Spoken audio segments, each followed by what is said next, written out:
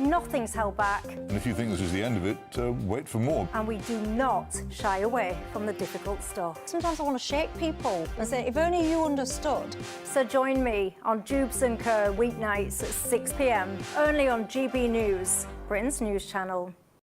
It's Patrick Christys tonight, and here we do things differently. It's explaining the absolute madness of this, doesn't it? It's explosive. I mean, this is very good. It's lively. 850. Your government sat there, Sean, and it did nothing. It's controversial. And the Middle East has been in turmoil since before I was born. It's everything you need to kickstart your evening. Everyone's had their Weetabix tonight. I love to see it. That's Patrick Christys tonight, weeknights from 9 p.m.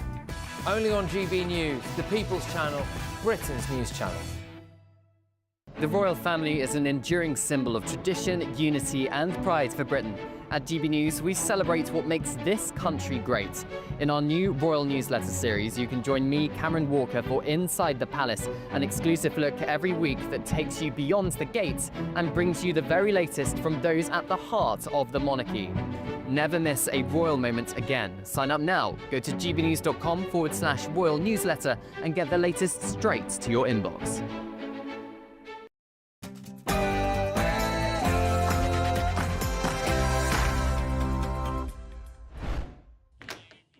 Good evening, everybody, and welcome to Patrick Christys tonight. And we start this evening's show with big breaking news.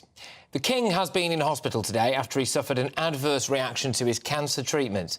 He's now been discharged and his engagements tomorrow have been cancelled. I've got a statement to read for you from Buckingham Palace. It says, following scheduled and ongoing medical treatment for cancer this morning, the King experienced temporary side effects that required a short period of observation in hospital. His Majesty's afternoon engagements were therefore postponed. His Majesty has now returned to Clarence House and, as a precautionary measure, acting on medical advice, tomorrow's diary programme will also be rescheduled. His Majesty would like to send his apologies to all of those who may be inconvenienced or disappointed as a result of this. So that is the big breaking news landing right now, which is that the King was admitted to hospital after having some kind of adverse reaction to his ongoing cancer treatment. I can take you straight away now as GB News royal correspondent Cameron Walker, who joins us down the line. Cameron, thank you very much for being on at the top of the show this evening. So what do you make of this statement then from Buckingham Palace? A lot of people out there now will probably be very concerned about the King.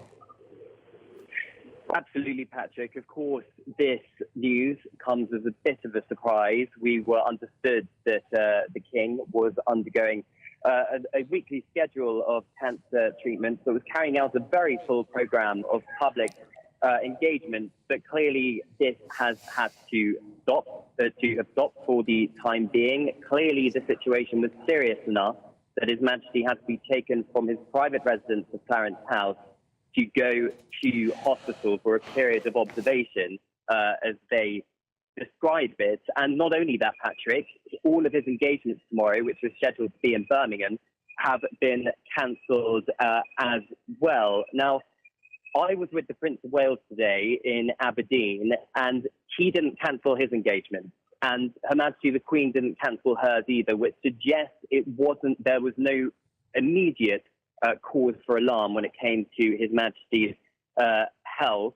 I understand that, of course, there were side effects to the kind of cancer treatment that he was taking. It's not uncommon for people experiencing cancer treatment to have that kind of thing happen. But, of course, this appears to be the first time that it's happened to His Majesty the King to quite such a severe way that he's had to cancel a number of engagements. I understand that the Queen did not join the King in hospital, and it was the London clinic that the King was taken to. So it wasn't an accident in emergency NHS department, suggesting again that it wasn't an emergency and he didn't need to be rushed to hospital. So what I'm hearing from my sources inside Buckingham Palace is that we should take this as a note of caution, and this is just kind of a bump in the road rather than any serious decline in his health. But having said that, Patrick, he clearly is still undergoing a weekly cycle of cancer treatment. So for the last 6 months or so,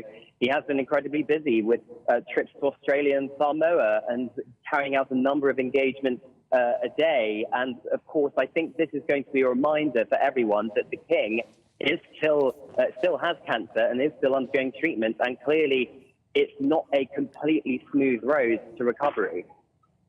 Well, no, quite. I suppose what Clarence House is trying to do is in a way downplay it, just say he is having ongoing cancer treatment. Sometimes, as many people who've sadly been through cancer or had loved ones who've been through cancer will know, you can have little bumps along the way. This was just a bump along the way, and actually the King largely remains on good form. And they do expect certain things to continue to go ahead. There's the Italian state visit a little bit later on, for example, and you know he's obviously keen to continue to do his duties, isn't he? He's just taking a brief pause.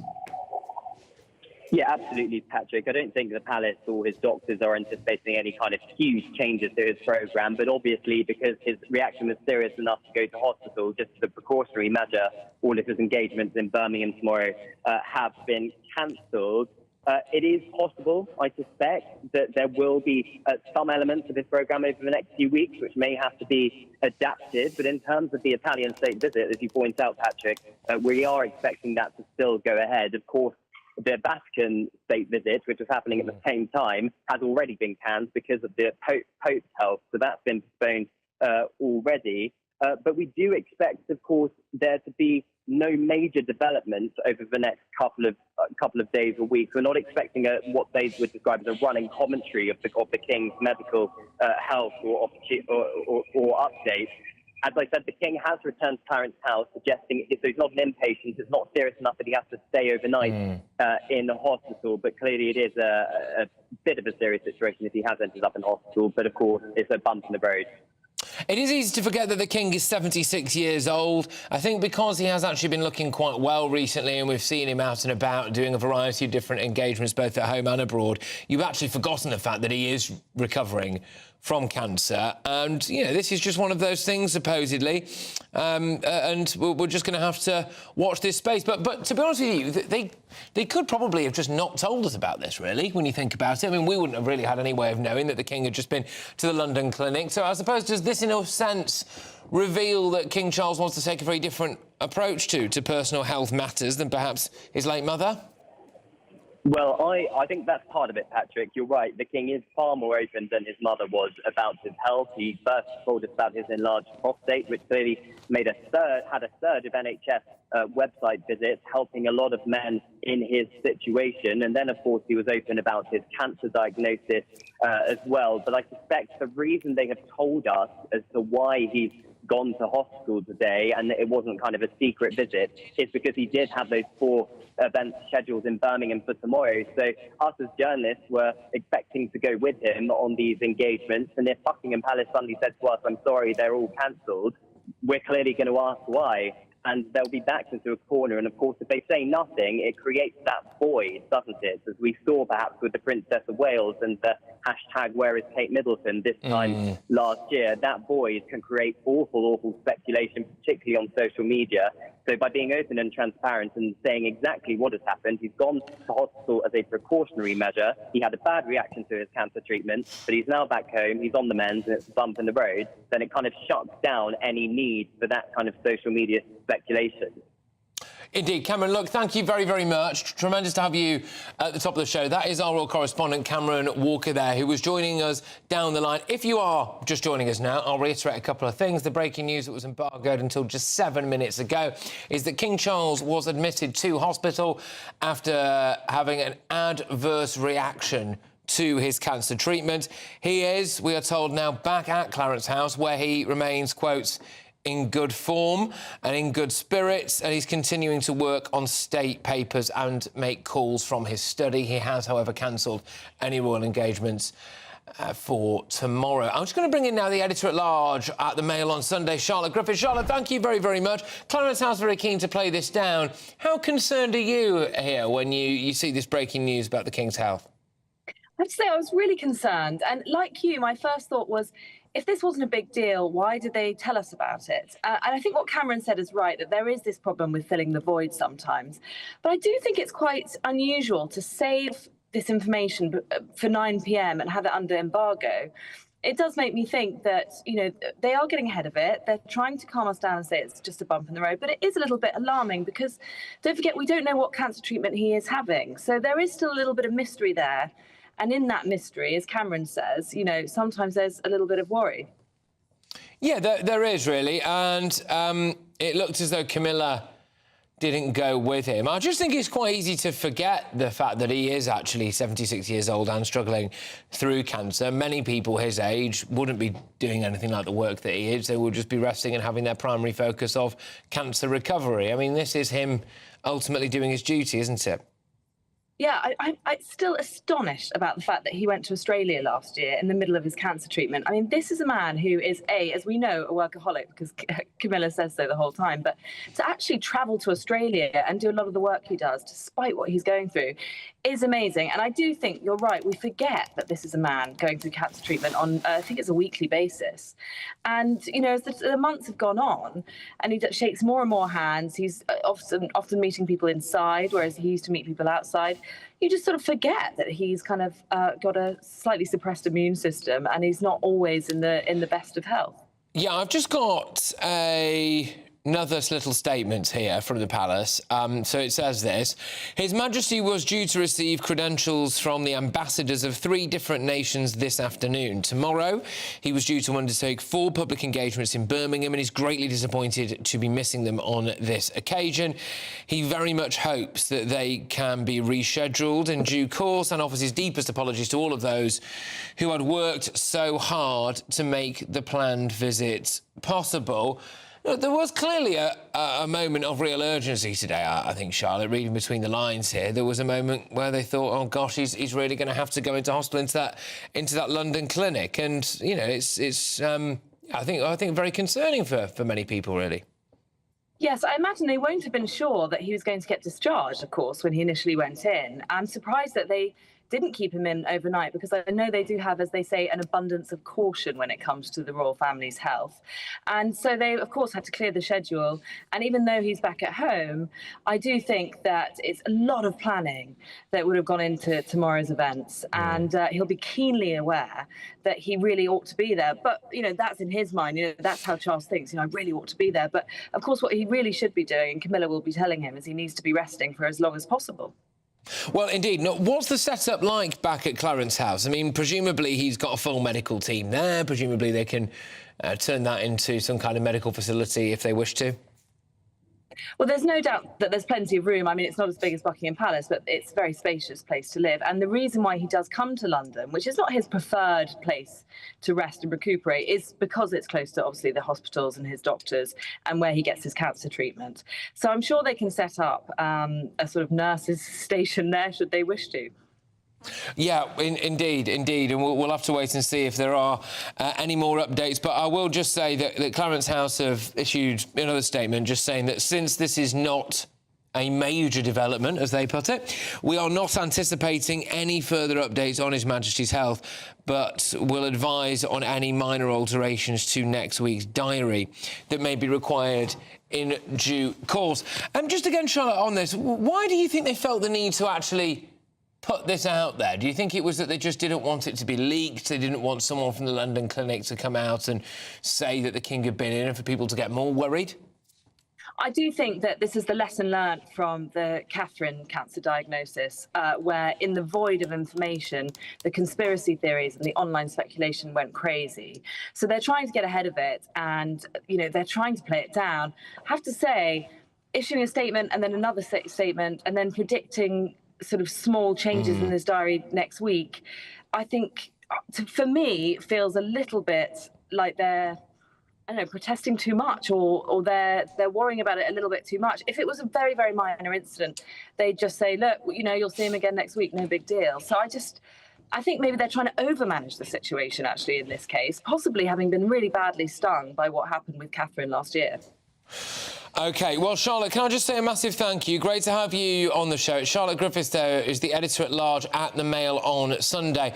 I am keen for us to try to get a medical perspective on this at some point soon, so hopefully we'll be talking to someone who is a qualified doctor who might be able to shed a little bit more light on everything that's going on here. But senior reporter for Guido Fawkes, Ellie Wheatley, joins me now, as well as Conservative peer Lord Bailey and former Labour advisor Matthew Torbitt. Well, it is obviously a change to the original proceedings. But, Sean, you were saying just then that you think you know why they put this statement out. Look, first of all, we want to say we wish him a speedy recovery. We hope he isn't too ill. But, of course, if he's ill enough to not be able to attend his events tomorrow, it's better to give us an explanation tonight, because if he didn't just turn up, the speculation would have been rife. And that isn't helpful for the people who he's arranged to see, isn't helpful for him and his family. So I believe that's probably why they put it out tonight. And, look, we're in a different time. The Queen, Princess Diana, they conducted themselves in a very different way. But we're in a world of social media. And can you imagine what Twitter would have been like tomorrow with that vacuum of information? I think they've probably done the right thing. Yeah, do you think they've done the right thing? That's exactly what I thought. I think with the way the rumour mill would go into overdrive, he's obviously still got cancer. If he has to cancel engagements, you know what the internet's like and other sort of manner of things. And as you said, Patrick, he's an older fella. You know, people will believe what they want. So no, I think it's useful to get ahead of it. Otherwise, you potentially leave a vacuum that people fill with all sorts of rumours and all other things. Yeah, indeed. And Ellie, look, when he announced that he did have cancer, we're not aware of exactly what type of cancer that is, but clearly the treatment is still ongoing, and by and large it appears that he's reacted relatively well to that, because he's been able to do a load of events, he's been able to go to Australia. We all hope this is just a little bump in the road that might have lasted a few hours, and now, now he's just got to play it safe for tomorrow and the next day, and then he's all right again. Yeah, I mean, I do think it is a bit concerning, though, because he has been very active in recent months. I mean, he had a few months off when he was diagnosed in February last year, and then returned to public engagements in April. And he actually said last week, when he was asked, how do you handle the side effects? Well, you just keep pushing on, which is a very sort of stoic, a royal attitude towards that, which I think is correct. But as Charlotte was saying earlier, the fact that they felt the need to cancel these engagements means that actually it could be quite serious. And again, we don't know what kind of cancer he has. Yeah, and it also just goes to speak to the vulnerability of certain aspects of the royal family. We know that Princess Catherine's been struggling as well. She had a major health scare with her cancer battle. King Charles as well now. And it does make you think, actually, gosh, the royal family is actually... Well, look, there's... All the time we've spoken about the royals on this programme, there's two things that's always come up to me. I'm more about the family than the royals. They are still human. And he is a man who's 76 years of age. Yep. And had I been advising, I'm saying, look, even if you do feel well enough to go tomorrow, we have to play the long game here. So let's give you the time to recover, to make sure you're in great shape, to do all the other things you need to do. And look, you could be 76, do the big trip he did to Australia, have no health problems and still be struggling to recover. Yeah. It's a lot of work. Having a full, busy diary, having somewhere to be every moment of the day can be pressing, and I think they've done the right thing of giving him a break. Yeah, I mean, quite a few people, the Not My King brigade, like to say, oh, he's just a freeloader, he's just a very wealthy freeloader, and he doesn't really do any proper work or anything. I mean, when you actually look at his daily schedule, it is a lot, and he's having to do all of that whilst undergoing treatment for cancer, Matthew. Yeah, I mean, listen, I'm no devout royalist, or, I'm sort of very ambivalent about the whole thing, but I do think the royal family offer that sort of soft power that we still command. You look at the other week with Keir handing the letter to President Trump. Most countries would die to have that sort of soft power that you can pull out every so often. So, ultimately, as lots of us will know from personal experience, cancer is a very nasty thing. Yeah. And ultimately, I think it's probably right that he is on the side of caution and recovers properly until he's at full strength to go out and continue his duties. The King has previously copped it for, some would say, getting a bit too political. I think in some senses he's not been helped by the fact that he's just been around a long time, not actually acting as king, and therefore had some other interests. We know about the environment and that side of things as well. But I wonder, Ellie, whether or not the King now has more of a role in the political sphere than potentially his mum did. Britain is now trying to forge its way again in the world. It feels as though it's a bit of a new dawning. You're shaking your head, Sean. You disagree, but go on. What do you think, Alex? I think they obviously do play a really important role in our sort of global politics. Of course, as you were saying, we saw he was used as a sort of, here you go, almost hand on a plate to Trump, and Trump was very appreciative of that. And, you know, the monarchy is definitely something that defines our, you know, Britain and part of our British values and heritage. So, as you say, it's definitely a different world. He did have a long time to sort of keep himself busy and, you know, getting involved in climate change issues, but also other charities, which have been very good. So, I don't know. I think it's a different world now. You're shaking your head, Sean. I'll get to very shortly. I've got another guest, but Sean, I just want to bring you in quickly. You were saying that you were shaking your head. Let's be very clear. We are lucky to have a head of state who isn't political, and there's a very different thing between representing our nation, soft power, and politics. If your head of state is a political leader, at least half the country hate them. Yep. Yeah. Whereas we don't have that problem, and if I was advising the palace, I would say get involved in all the issues you love, King.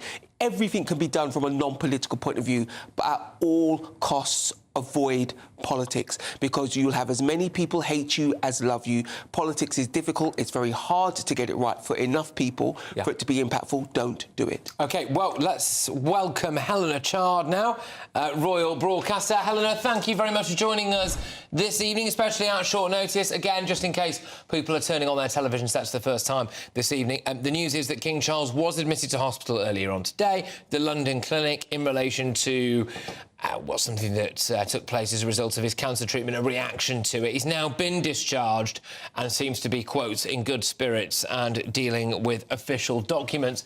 I'll just ask you, I mean, how worried do you think we should be by this, really? Clarence House clearly trying to play it down a bit.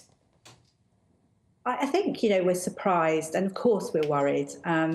Always thinking of King Charles, and he's doing so well, always looking so jolly. But, you know, I think the professionals, his doctors, etc., they're not surprised about this.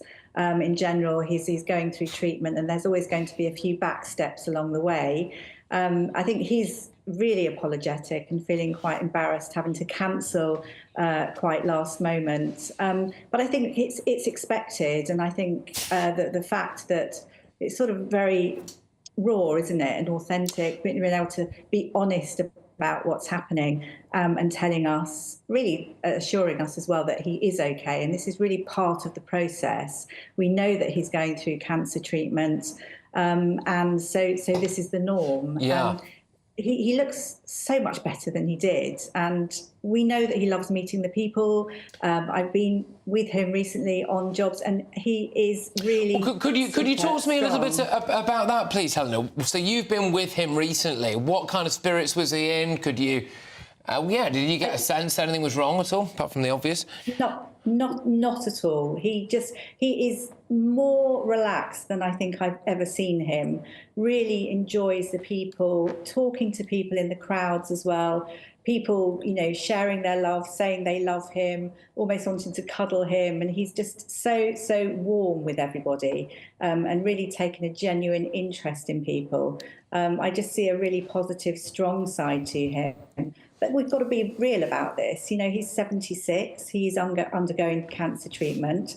He works harder than probably anyone else I know of his age, and gets so much achieved. And, you know, I guess it's his body as well, I would imagine, saying he has to slow down, which I'm sure Queen Camilla tells him. I mean, if you were actually one of his medical advisors, I appreciate you probably feel as though you shouldn't be telling the King exactly what to do, but you probably would not be telling anyone who's going through cancer treatment, right, fly to Australia, and then when you're there, shake hands with as many people as you possibly can, and then continue to do that day in, day out. Look at him there, planting some kind of tree or something. Be as active as possible, get up at all out. I mean, he's doing the opposite of what many people would be told to do if they were trying to overcome cancer, I think. I guess so, but I think if you feel strong enough and you're in good spirits, I think go ahead and do all the things you love. Why not? And he absolutely loves doing all of this. He's very bright. He still loves learning and speaking to people, as I've said, and we can see him chatting to young people. He wants to, teach everybody and share all his knowledge with everybody. So he will be out and about. I think sort of lying on a sick bed or whatever it is he would be doing if he's not working is not his style at all. He will keep going. And let's not forget, he's got such a good team around him, helping him every step of the way. But, it is shocking when we get news like this. But I think we have to be told, the family has been learnt the hard way, in a sense. And, having to pull out of work for tomorrow, it would just be lots of stories coming out the woodwork. Yeah, no, indeed. Look, I'm very pleased to say that shortly we're going to be joined by a doctor, medical professional who might be able to shed some light on exactly what's going on here now. But Queen Camilla did not join the King at hospital today, Helena, which, to be fair, would indicate that maybe they didn't think there was any massive dramas taking place here. I would say yes. I think she would have joined him. If it was something quite serious, I'm pretty sure she would have been there. I think, she knows he's in good hands. I think that's the main thing. So I don't think we have any cause for concern, really, too much, is my feeling. There is also someone quoted in The Sun who says that Camilla has been quite a big rock, really, for him in recent months.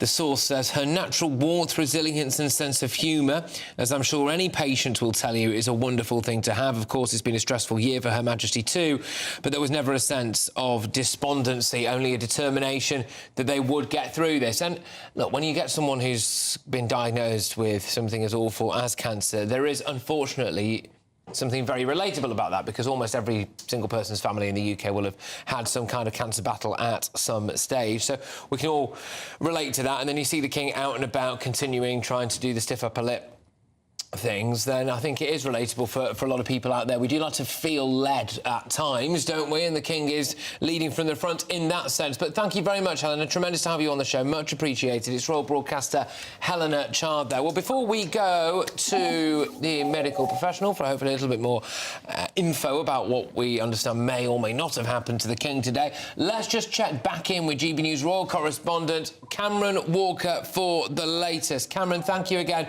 So, yes, what is the latest, please? Well, Patrick, the royal sources are indicating that the King is still very much on what they would describe as recovery path, continuing in a very positive direction.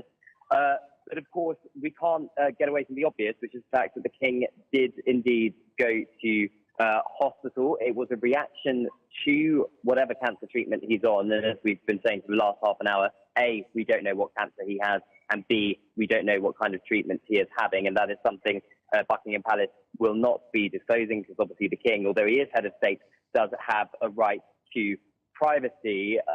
But I think, to be honest, it appears to be perhaps a good move that they told us this evening, because if they didn't, and they just cancelled last minute these engagements in Birmingham tomorrow and didn't tell us why, then clearly, as a lot of your guests have been saying, it would lead to all of this speculation. What can we take comfort in the facts this evening? Well, A, he's back at Clarence House. He's not in the hospital anymore. It was a brief, short stay for observation. B, the Queen did not go with him to hospital, suggesting there was no immediate cause for alarm.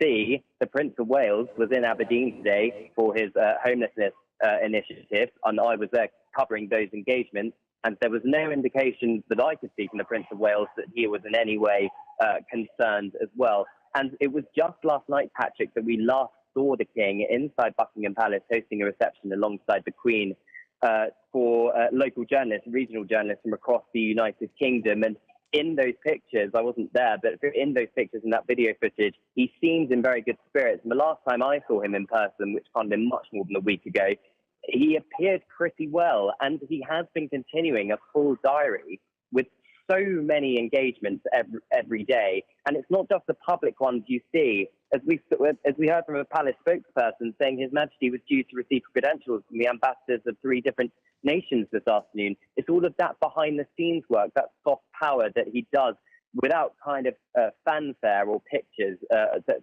blasted all over the media pages. He's just kind of quietly carrying on with this all. So although that has to be cancelled this afternoon, in general, from my understanding, we're not expecting much of that to continue. It's just purely a precautionary measure that whatever treatment he was having, there was a bad reaction to it, which meant he had to go to hospital briefly. But I think they're hoping that he'll be okay over the next week. And then this time next week, of course, we're going to be in the run-up to the Italian state visit. And that is something they really are not going to want to cancel because, of course, he is sent there on behalf of the British government to shore up relations between Italy and ourselves, two NATO allies. And, of course, that's pretty topical at the moment with everything going on in Ukraine. So we'll have to wait and see. But as it stands, from my understanding, this is just a blip. Yeah, and do you think that there is a question that maybe the British state has been working King Charles too hard? I mean, Keir Starmer clearly was fine to farm him out to Trump, to farm him out to Zelensky, who's going over to press the flesh with the Italians at some point soon. Do you think that maybe there's a question that whether or not the government's been working the King too hard? Well, the King always acts on advice of the government, Patrick, and as we know, I think the Labour governments are seeing more and more that the King is a huge asset for them, particularly when it comes to relations with a Republican President, Donald Trump, who has a huge respect for the royal family. But no, I mean, from speaking to people close to His Majesty, ever since he was diagnosed with cancer last year, it's pretty clear that it is the King who is insisting on working very hard and ramping up his engagements, and the Queen has even said on the record a number of times that it's impossible to get him to slow down as much as we'd like him to.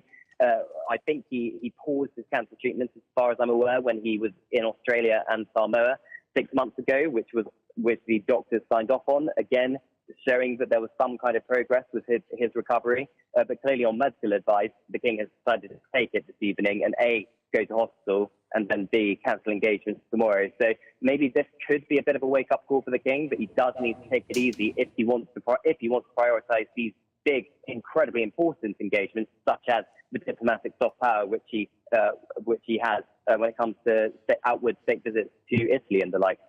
It's such terrible timing for the King, isn't it? I mean, not that obviously it's ever good timing to get cancer, but he's been waiting however long he's waited for his role now. He wants to come and make an impact. He wants to be going out and about. You've said it rightly so. He's a workaholic. And then this happens at exactly that moment in his life. He gets this health scare. But look, Cameron, thank you so much. We might have to check in again with you a little bit later on if there are any updates as well. But that is our royal correspondent, Cameron Walker. Let's just reintroduce the panel here again now. We've got Tory peer Lord Bailey, we've got Guido Fawkes, he's Ellie Wheatley, and of course we've got former Labour Party advisor Matthew Talbot. Sean, when I was saying now, oh look, you know, has he been worked too hard by the state, you just muttered under your breath, well, that's his job. It is his job, and I bet you that's how he sees it. We're talking about how long he's waited. He has waited a very long time, and you know, you can be a Republican, you could be a staunch royalist, you cannot accuse him of not jumping in feet first. He would have relished the chance to represent the country. I remember when he did that first speech around Europe, and he spoke in German, and he loved it. He wanted to be there and show the British people. So I think the palace and he would have both seen it as the job. And people have to remember as well, Buckingham Palace are not a bunch of amateurs. They would have received requests from Number 10, from Parliament, and they would have dealt with them correctly. And if they put him out there to do the work, he's prepared and ready to do it. Well, it's interesting that, because there were, I think it's fair to say that when Princess Catherine was going through her battle, that they got the handling of that wrong at the time, I think. I think there were some things that were quite unfair, and, of course, the mystery, but they allowed themselves to be massively behind the eight ball there, didn't they? And it was a problem. All these rumours were swirling. It was awful. It was vile, actually. They're keen to not repeat that. This just came out of the blue. I found out probably about 20 minutes before the start of the show. I imagine most of the people in journalism did as well. This is it. Embargoed until 9 p.m. King was in hospital. He's out now. It's been quite well managed. Yeah, I think they've said what they need to say. I don't think there's any need to say anything more. I don't want to make a habit of this tonight, but I agree with Sean again as well with regards to the idea that, you know, he as an unelected head of state, I wouldn't expect him to be at home with his pipe and slippers on. And even at this point, I don't think he would want to be at home with Piper slippers on. He wants to be out there representing the country that he loves. Last night, he had 400 regional reporters at Buckingham Palace. Well, there we are. So he obviously wants to represent the country as he should. And, of course, he's been waiting for a while to do that. So I think it's a real shame that they feel that he's obviously gone back into hospital. Well, he's now back out of hospital in Clarence House. But I think they were right to issue a statement because, as you say, we saw with Catherine, I mean, the paparazzi were trying to find her. I remember the Sun finally got a photo of her outside a supermarket, and it was also just sort of undignifying for the royal family as well, especially when you're going through something like that. So to sort of put it out there, right, this is what's going on. No more in the mill. As you say, we are living in a different age now with social media and rumours, run rife. So I think they've handled it well. Yeah, indeed. Well, I'm hoping that might be able to bring in Director of Patient Projects at Prostate Cancer Research. It's David James. David, thank you so much for joining us this evening. Now, obviously, I will stress again, we are not entirely aware as to exactly what kind of cancer the King has. We just know that he's been undergoing treatment for it, and we believe, well, we're told that he had some kind of adverse reaction to whatever cancer treatment that may be today. How common or otherwise is this in your experience for people going through cancer treatment to have a blip like this? Unfortunately, it can be quite common, particularly when you think of some of the types of treatments available for cancers. You're thinking of chemotherapy, radiotherapy. These are very common treatments for many types of cancers, including, of course, prostate cancer. And they often do come with side effects that sometimes can be short-term, others can be medium-term as well. So I think it's very important. I think that his His Royal Highness does take that rest that he needs when he needs it. And I know you were just talking about. He's obviously very keen to be out there representing the country, but he is also, going through treatment for his cancer, and it's important he puts his health first, and that might mean resting for a short period of time, a little bit longer, and that's okay. We would encourage him to do that. Yeah, I mean, it's a bit of a tricky one to ask this, really, because I don't want you to necessarily get yourself into a situation where you're discussing something you don't particularly want to discuss, but in terms of the potential treatments that you can receive for cancer and then potential negative side effects to it that might require you being admitted into hospital at least for a few hours. I mean, what kind of things are we talking about there? As you say, I'd be totally speculating. So this is obviously not related to, the King's cancer when I say this, but, I think you'd potentially be thinking about chemotherapy. That does require you going into hospital typically. But it can also be administered at home, so that doesn't necessarily mean that is what he was undergoing. And that can come in cycles, and there are short-term side effects usually for a couple of days before people get better, and you do normally have a few rounds of that. There are other treatments, short-term treatments as well, radiotherapy and others, which have side effects. But again, they can present very differently. It can depend on the individual whether you get those sort of short-term side effects or those maybe lasting longer. So it is really, as I said, it's difficult to say what type of treatment King might be having as well. They haven't confirmed what type of cancer he has, other than saying he has cancer. But again, I just want to reiterate, it is really important. Anyone going through any sort of cancer treatment, that they follow their healthcare professionals' advice and take rest when they need to, because it will greatly increase the chance of that treatment, working if you're, letting your body rest and recover. What kind of impact did it actually have for especially groups like Cancer Research, I would imagine, when the King came out, said that he'd been undergoing treatment for cancer, urged people to go and get checks and to search symptoms with reliable sources, etc. What kind of impact did that have? Do you think that in itself saved lives? Absolutely. We saw a big spike in people coming to our website and looking for information about prostate cancer. I know from healthcare professionals that we talk to on a regular basis that they saw equally a spike in people coming, being referred through, getting tested of prostate cancer. So, any time we see people in the public eye Sir Chris Hoy, another great example, who come out and talk about their experience of undergoing cancer diagnosis and treatment. We do see those spikes, which will help save people's lives. But for us, particularly as a prostate cancer charity, prostate cancer is the most common cancer now in the UK, but it still doesn't have a screening program. And so that's actually something that we're campaigning very hard on at the moment, is trying to get a screening program in place for prostate cancer like there is for some other cancers, because if you catch it early, the chances of survival are very good, and the types of treatments that might be available to you are also typically much better and have fewer side effects. So it is really important that you do catch pretty much all cancers early, but particularly prostate cancer, when survival rates are much better than when it's caught late. Well, exactly. You're probably going to correct me on this, but I was under the impression that if every single man lived to 100, then every single man would get prostate cancer. Is that right? I think that's one of those fallacies. There is an association between age and prostate cancer risk. So as people get older, there is a higher risk of getting prostate cancer. But there are also much higher risks as well. Things like having a family history of prostate cancer, for example, increases your risk.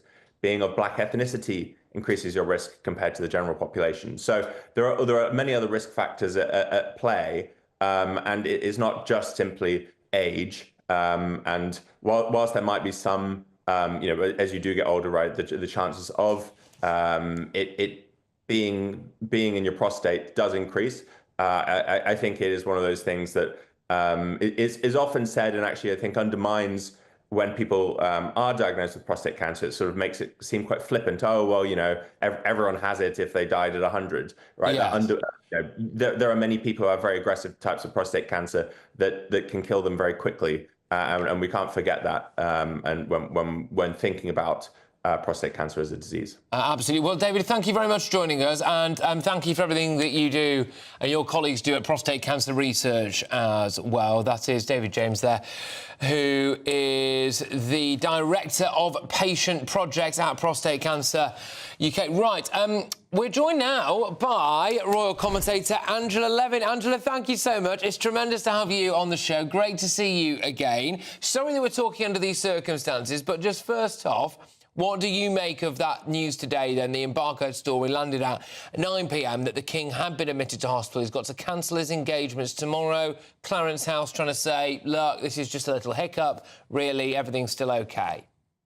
Yeah, well, obviously he wasn't feeling very well. And I imagine that Camilla, who watches him so carefully all the time, would see that he ought to go to see someone, a doctor, because he could be very pale, he could be very flushed. I think she would have picked it up because he's such a keen, hard worker that he doesn't want to be stopped by any of this nonsense of going to hospital. So he... sorry about that. That's all right, don't worry. You're a woman in demand, Angela. We've managed to get you on before anybody else, you see, and now they're all scrambling around. They've probably seen you on GB News and they think, I'm going to try and ruin this interview by calling her furiously while she's live on air. But so you think that potentially he might have been pushing himself a little bit too hard, do you think? Lots of engagement. I think he's worked incredibly hard, but what actually I thought was that they were going to Italy for their 20th wedding anniversary, but they couldn't go because of the Pope. He wasn't well enough to sort of sit and chat. But then they decided that not to go at all to Italy. And I thought to myself, that's very strange. I wonder if he's not very well. And I think when you are in your mid-70s, you can just have bad turns. And I think cancer is very much like that. I've had friends who've been taking cancer for years and years, and that keeps them alive. It's not a sort of dramatic attack of cancer, but you need whatever you take to keep yourself alive. And that this is what happened, something with the blood system or temperature or something like that.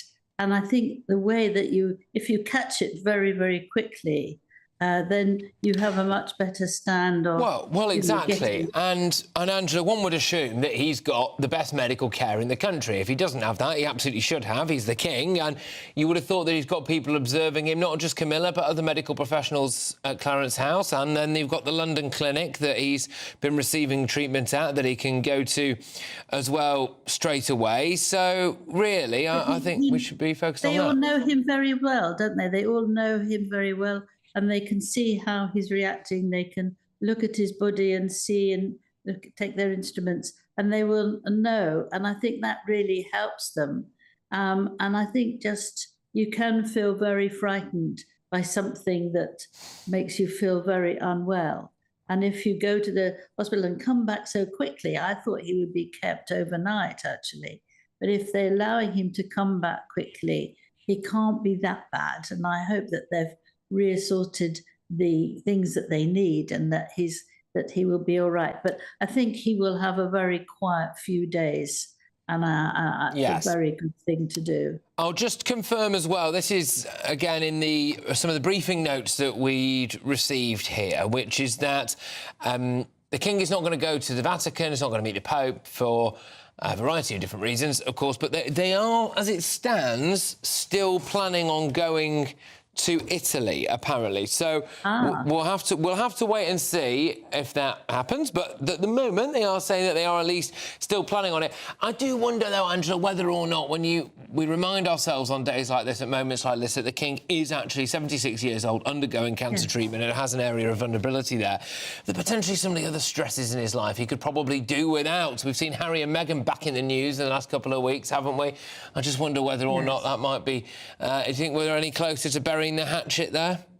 No. I think what's happening now is that they don't think about him, they don't talk about him, they don't get interested in what he's doing, they won't watch something that he's in, or they have to do that so he doesn't get stressed, because getting stressed doesn't help you if you've got an illness like that. You know, you really need to be calm, and so they try to not get involved in that. And I think that's very right. And I do know that if Harry went to see them, the first thing he would say was, you've got to apologise to Meghan, and you haven't done that. And the second thing he would say was, you know, you've got to sit down and, you know, discuss the money with me. And I think that would be absolutely terrible for him. So it's all very carefully, they're in a different place, or they can't do it that day.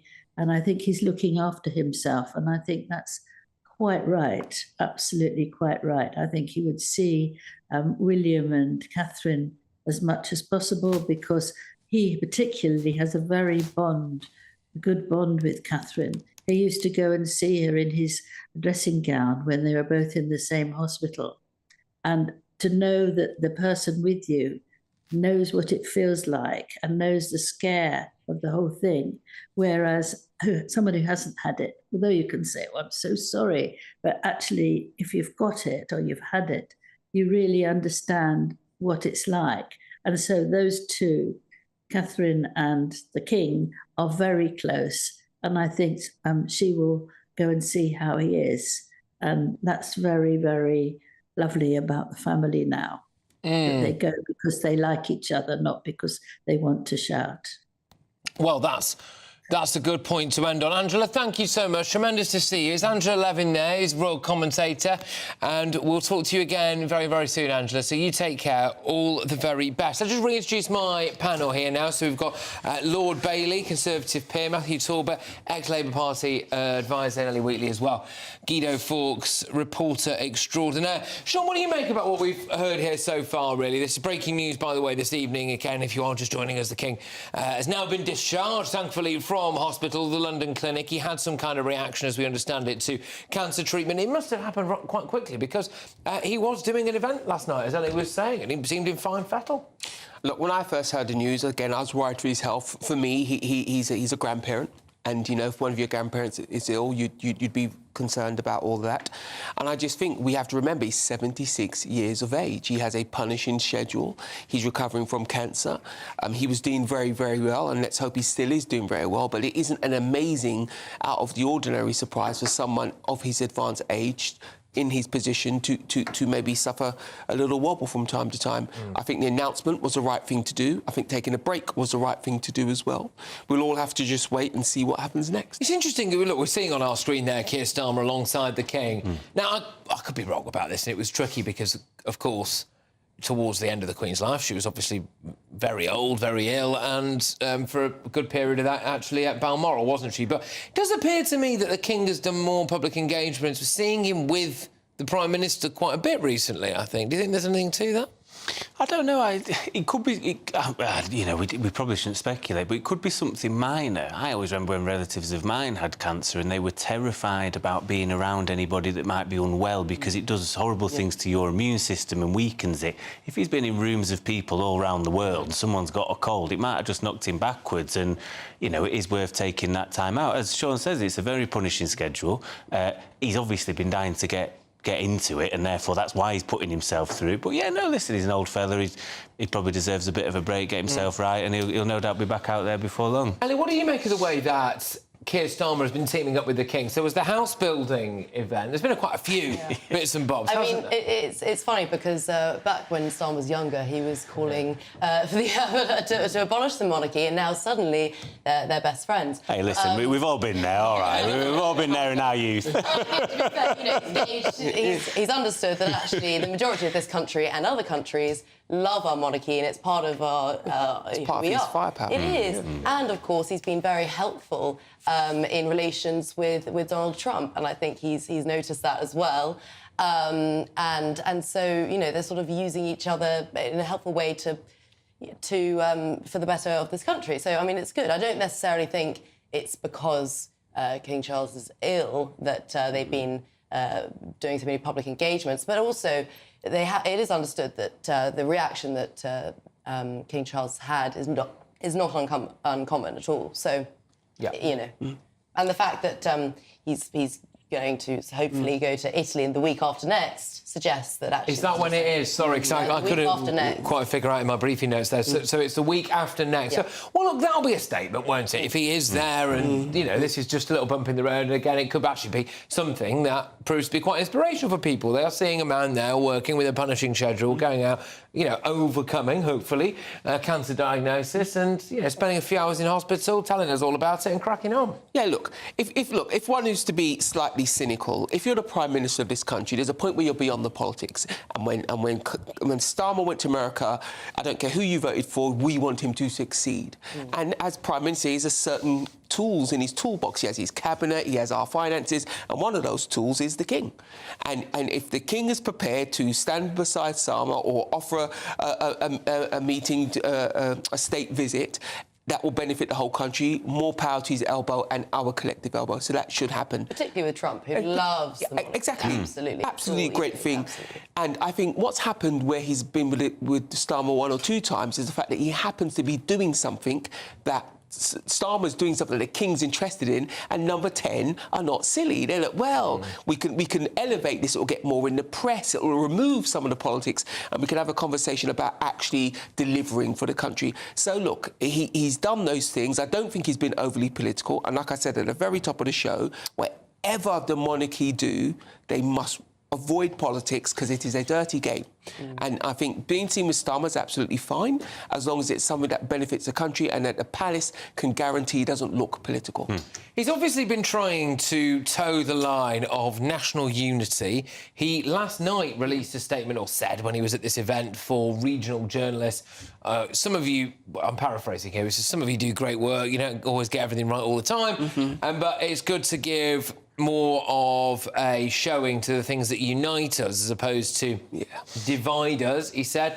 He's also, frankly, come under a little bit of fire for being a defender of faith and not defender of the faith. We are in the Ramadan period. He was seen packing dates for the iftar at an NHS hospital. Didn't really seem to say anything about Lent or anything else as well. But you know, maybe this focuses the minds of the British public a bit now, actually, and we think, oh, actually, maybe we should be focusing on his health as opposed to whether or not he's speaking about Christianity too much.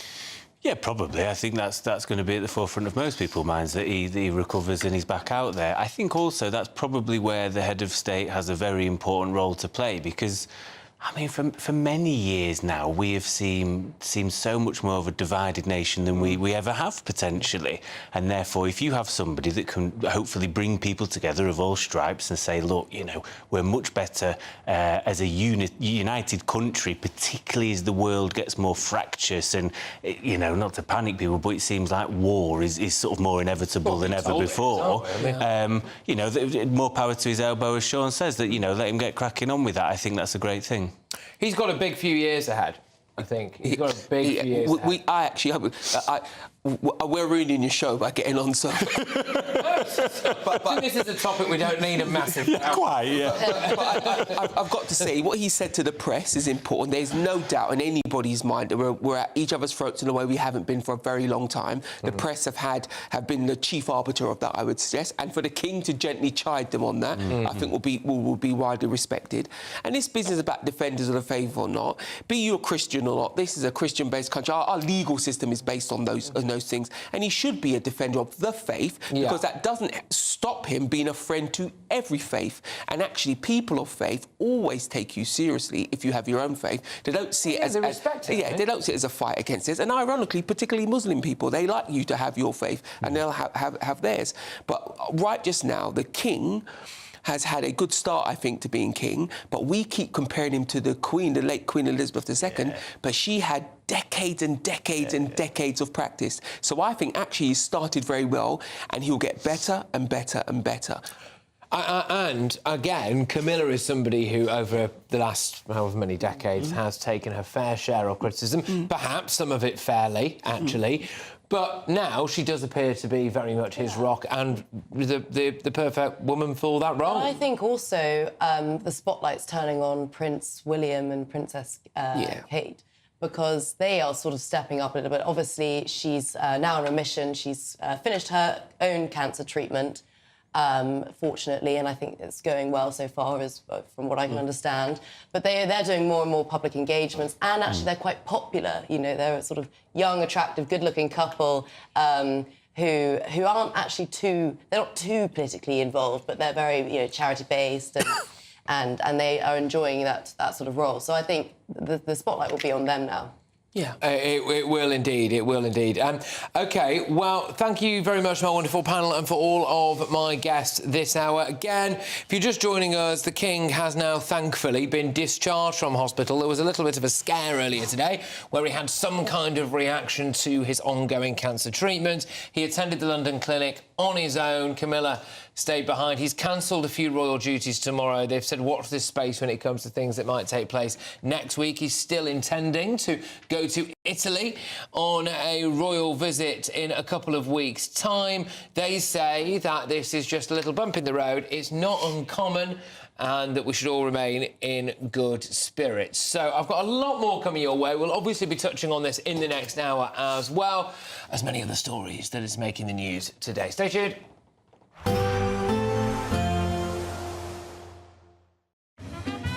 A positive outlook through the night will power through to a bright day ahead. Boxed Home Battery Storage, sponsors of weather on GB News. Hello again and welcome to the latest update from the Met Office for GB News. A brief spell of more unsettled weather to come over the next couple of days before the fine weather returns from Sunday. Rain moves through, followed by showers, and it's going to feel cooler, although with some sunny spells in between the downpours. Now, the rain I mentioned, that's being driven by this cold front, which is sinking southeast across the UK as we speak. It's going to arrive into the north and west of England, as well as Wales during the evening, and then spread into the Midlands, East Anglia, and southern counties of England by dawn. So a cloudy and wet start for many across the south first thing Friday. Brighter skies are spreading southeast in the wake of that front, and across much of the Midlands, the southwest of England and Wales will see those sunny spells return by 7 or 8 a.m.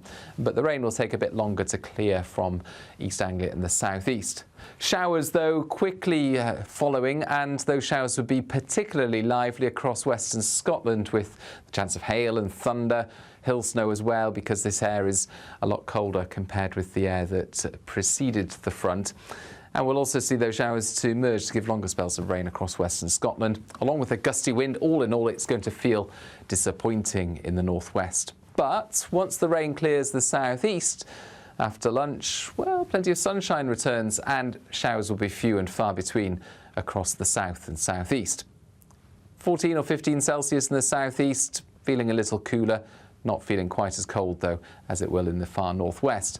It's a bright start for all of us on Saturday, and it stays that way across the Midlands, the southeast and some southern counties of England throughout the day. But elsewhere we'll see a band of rain moving in, again followed by some showers, but gradually through Sunday and Monday high pressure returns, bringing a return to fine weather. A positive outlook through the night will power through to a bright day ahead. Boxed home battery storage, sponsors of weather on GB News. You could have £17,777 in tax-free cash to play with this spring. Cash to spend on anything you like. And if that wasn't enough, we're also going to give you not one, but two sought-after designer watches and the latest Mulberry handbag. How would winning that sound? For another chance to win the lot, text cash to 63232. One entry costs £2 plus one standard network rate message. Or text bonus to 63232. 5 entries cost £5 plus one standard network rate message. Go to gbnews.com/win. Entries start from just £2. Call 0903 681 3232. Calls cost £2 plus your network access charge. Or post your name and number to GB12 PO Box 8690 Derby DE1 9TT. UK only. Entrants must be 18 or over. Lines close at 6 p.m. on the 4th of April. Please check the closing time if listening or watching on demand. Good luck. If you want your news to be straight talking, this is a nightmare for the Conservatives again. Down to earth. It's not just Nottingham where this is happening, is it? And most importantly, honest. Hard-working, middle-class taxpayers, they'll get their book thrown at them. Then catch me, Martin Daubney, Monday to Friday, 3 till 6 p.m. on GB News, Britain's news channel. In the GB Newsroom, we bring you the news as it happens. With our team of dedicated journalists across the UK. We're ready to keep you up to date with what's happening every half an hour, every single day. Bulletins here on GB News, the People's Channel, Britain's news channel. Join me, Nana Okoye, for an informative, interactive news programme with a difference. It's fun. No, he didn't say that, Dave. I'm so surprised. I think there's an element of truth to that. Join me from 3 p.m. every weekend, only on GB News, Britain's news channel.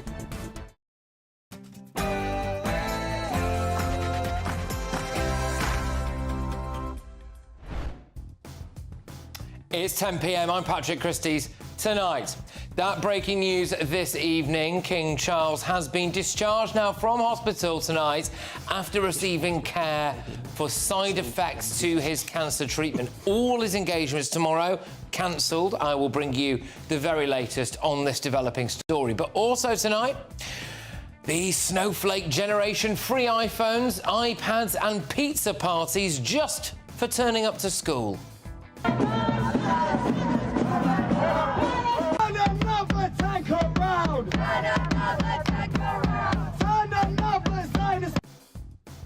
Should Palestine protesters who harass Jews be sent to prison? And a mass stabbing in Amsterdam leaves at least 5 wounded. But who is responsible? Plus,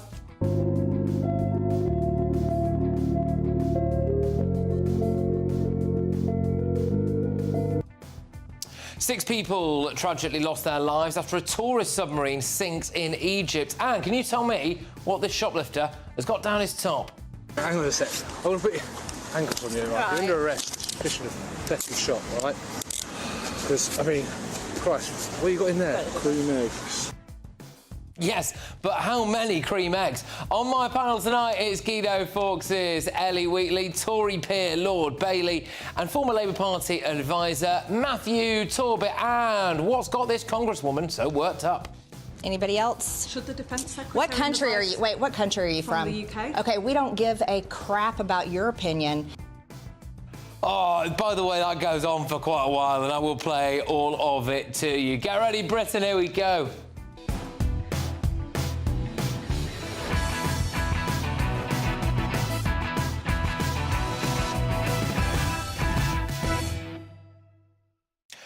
When I come back, I've got some massive revelations for you on the latest of two-tier Britain. Stay tuned.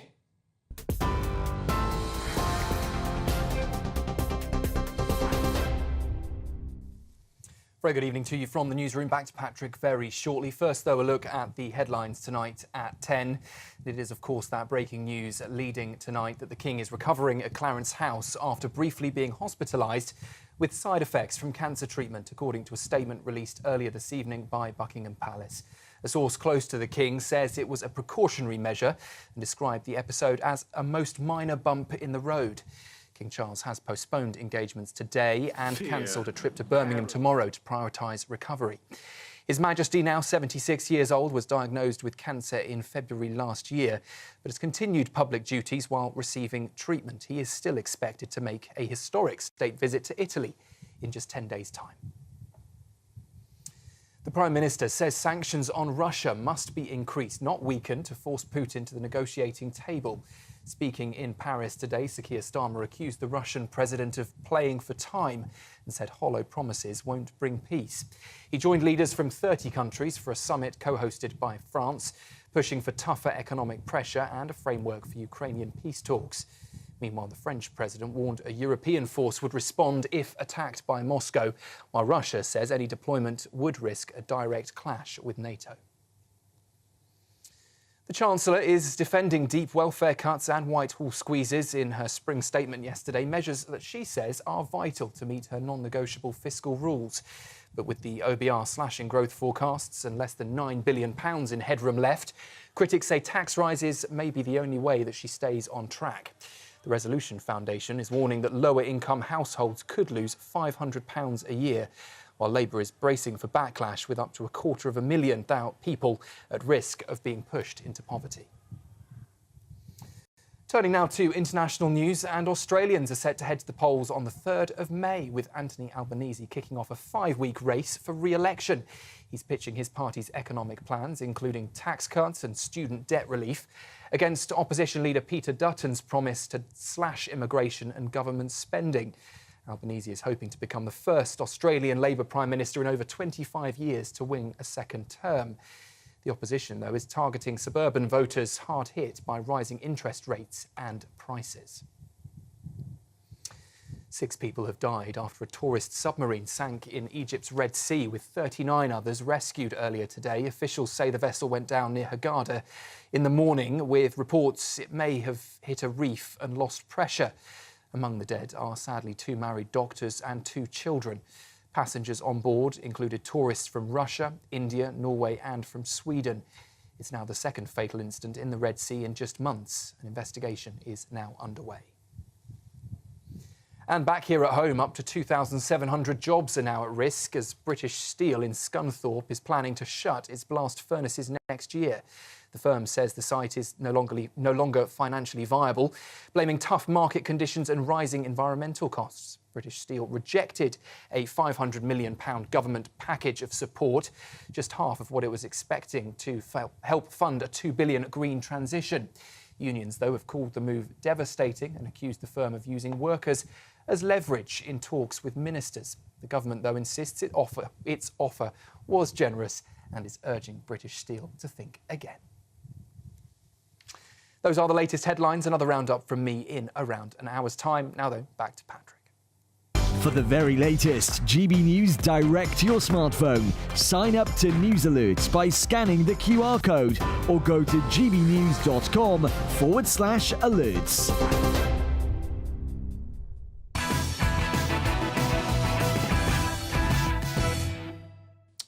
Welcome along. In about 10 minutes' time, I'll be giving you another update on the King's health. As you were just hearing there, he was taken to hospital after suffering some complications for his cancer treatment earlier today. I'll be giving you a bit more information in about 10 minutes' time. But here's what I wanted to lead the 10 o'clock hour with. I can reveal some shocking two-tier justice. Immigration offenders could be set to get away with a slap on the wrist thanks to woke new guidance. It may mean that hundreds of foreign criminals avoid deportation. Now, currently, the government has a duty to remove any foreign national who has been sentenced to 12 months or more in prison. But now, for offences like entering the country illegally, possession of false identity documents, they might actually get less than 12 months, so that's being downgraded. In fact, the guidelines recommend giving a first offence discount to someone who's committed an immigration crime. I mean, how mad is that? Because that's the big crime they want to commit, isn't it? Breaking into Britain. So if you give them a first offence discount for that, then what's the point in punishing them at all if you're not going to get rid of them?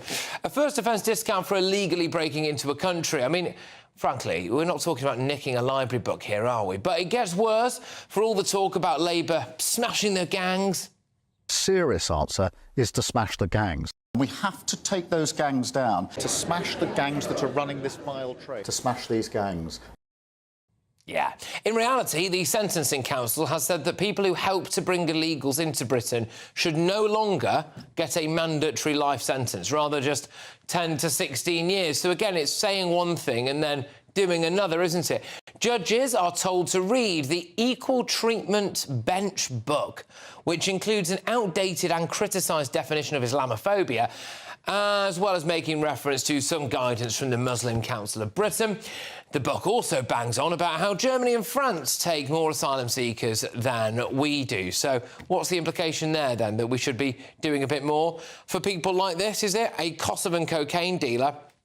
We won't be able to deport him because, get this, his daughter is too young to work out how to do video calls. I mean, with respect, he wasn't thinking about his daughter when he was serving up lines of the devil's dandruff, was he? But compare that to what the American regime is doing. Also want everybody to know, if you come to our country illegally, this is one of the consequences you could face. First of all, do not come to our country illegally. You will be removed and you will be prosecuted. But know that this facility is one of the tools in our toolkit that we will use if you commit crimes against the American people. I don't think I can imagine that much worse than being in that prison cell. But it looks like you can get a lesser sentence now in this country, in Britain, if you're not white. And now you'll get a slap on the wrist for quite a hardcore immigration offence. It's almost like the law is being rigged against white Brits. Let's get the thoughts of my panel this evening. Senior reporter Guido Fawkes, Ellie Wheatley. We've got Tory peer Lord Bailey and, as well, former Labour Party advisor Matthew Talbot. Yeah, look, Ellie, I'll start with you. I mean, it's quite shocking, actually, this potential for two-tier justice here now. You know, the talk about one thing, smashing the gangs, and then at every single opportunity, at some point, there seems to be downgrading anything that would smash the gangs. I mean, it's also just another example of these lefty human rights lawyers pushing their own cause against our own interests and also our own border security. We've obviously seen multiple examples of that, of foreign criminals not being able to be deported for some ridiculous reason. But, of course, this isn't the only time that the Sentencing Council, this Quango, has deployed these two-tier sentencing guidance. Of course, judges are now required to have a pre-sentencing report for minorities, which effectively allows them to avoid jail more easily, and that comes into effect in just 4 days' time. Now, the thing is, Shabana Mahmood, the Justice Secretary, has made a lot of noise about how terrible this was, and she wrote to the Sentencing Council saying that this is awful and please review these this guidance, and I will legislate if necessary. Of course, they just turned back and said no. Totally slapped her down. Just said it's not your position. There's nothing you can do. Robert Jenrick, the Shadow Justice Secretary, has proposed legislation to overrule these top judges. And, of course, what have Labour done? Opposed it. Yeah. So they say all of this, and, of course, they don't actually act on it at all. Yeah, I mean, what do you make of this then, Sean? I think there's three things to say. Firstly, this Quango is just another example of how much power has been taken away from Parliament. I didn't vote for this Labour government, but I do think they should be able to do what they want to do. because they are the government. They won fair and square, so it's a proper mandate. But because we've given so much power to these quangos, they actually run the country, not the government. Kemi Badenoch was very clear to tell that to Keir Starmer. I think Keir Starmer needs to... I think the whole political class need to do something about that. But the more important thing for me is these people have broken the law in a very particular way. If you don't want that, if that's not a problem, then change the law, because they go back to communities that these judges don't live in and have an impact on communities these judges don't live in. And what they do, they drive racism, they drive division, and that changes our social scene. And the third thing I'll say, if you are going to smash a gang, I told everybody before, there's two important things. Firstly, we need to have a relationship with the country that the gang operates in, and secondly, we need to destroy the business model. And if you're saying to the customers of that gang, even if you get caught, they will keep you, what we are doing is giving more value to that business model, not breaking it. Yeah, Matthew, I mean, what Keir Starmer will probably say, and Shabana Mahmood will probably say, is this is a quango, the sentencing council, but you would have thought that a democratically elected government with a huge majority in the House of Commons could have power over that quango and tell them, no, we think this is ridiculous. I mean, is there anything that Labour's done that's made it less of an incentive now to come to Britain illegally, do you think? It's a good question. I think the point I will make firstly, though, is that the Labour government can do what they want. If they want to get rid of this quango tomorrow, they can, as they've done with NHS England.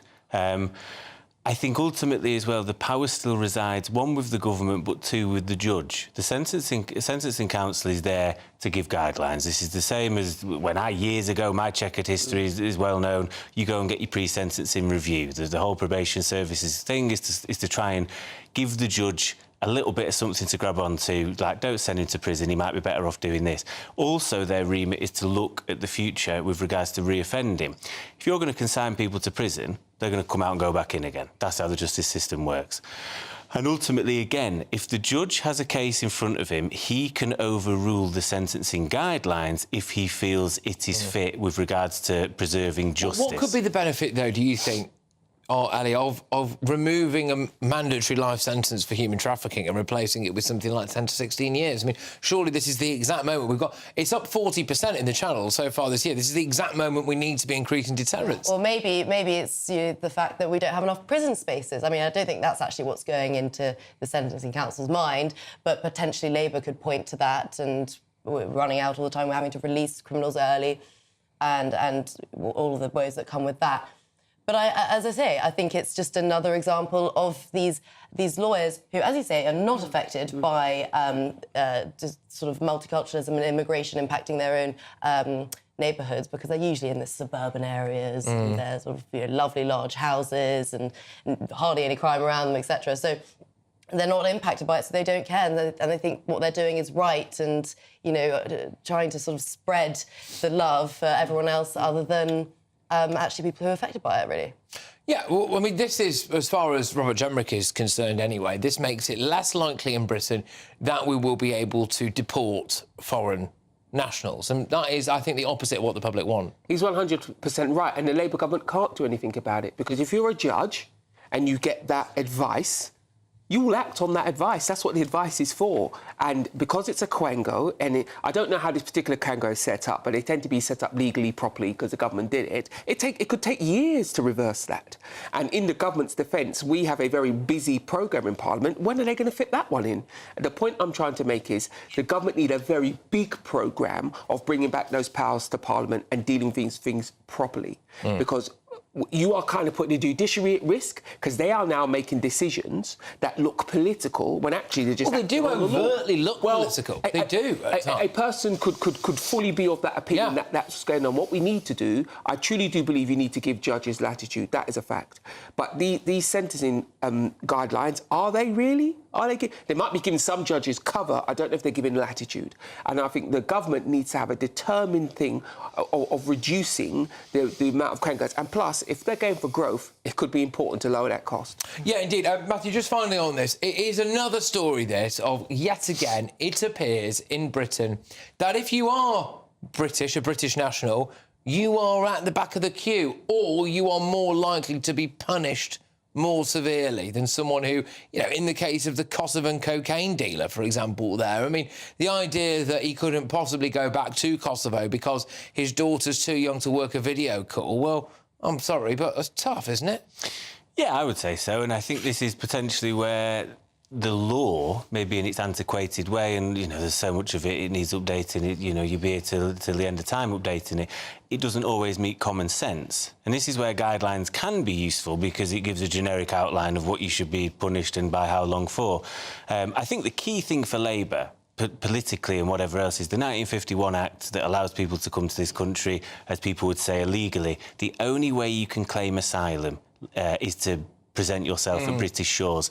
I would like to see a clear separation of those that are fleeing persecution compared to those that get on the coattails of those fleeing persecution as economic migrants. And the only way to do that is to have checkpoints offshore, be that in France, be that in Turkey, be it at certain pinch points where other countries are seeing people fleeing, like Afghanistan and Syria.